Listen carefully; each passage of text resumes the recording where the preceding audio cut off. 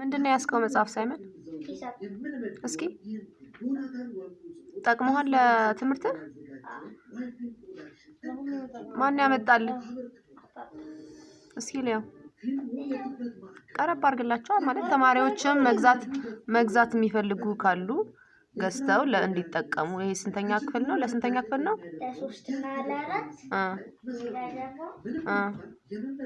እንግሊዝ ደግሞ ለ5ኛ እና ለ6ኛ ክፍል። ምን ትመክራቸዋለህ አሁን ለልጆቹ?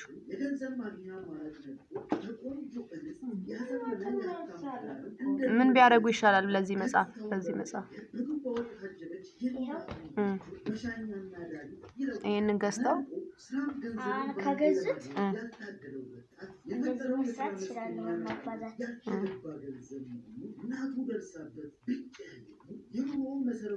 አሁን 30 ሲባዛ በ3 ከሆነ 30 መቆልቆል 3 ጊዜ ይጽፋሉ። እሺ ይጽፉና ከዛ ዜሮን ያባዛሉ፣ ዜሮ ይመጣል።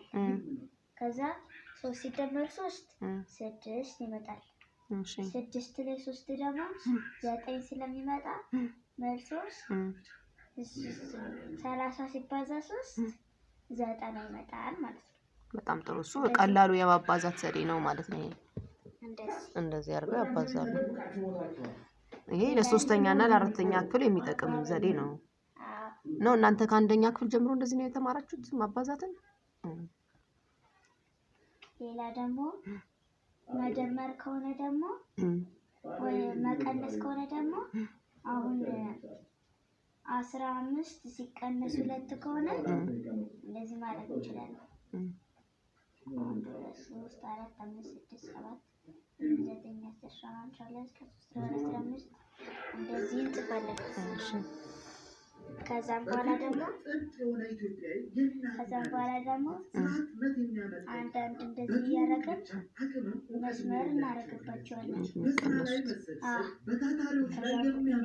ከዛ ደግሞ ስንቀንሳቸው መልሱ 13 መጣ ማለት ነው። ሁለቱ ሲቀነስ ዳሽ እያደረግን ስንቀንሳቸው 13 መጣ ማለት ነው። በጣም ጥሩ። ይሄ የመቀነስ ዘዴ ነው።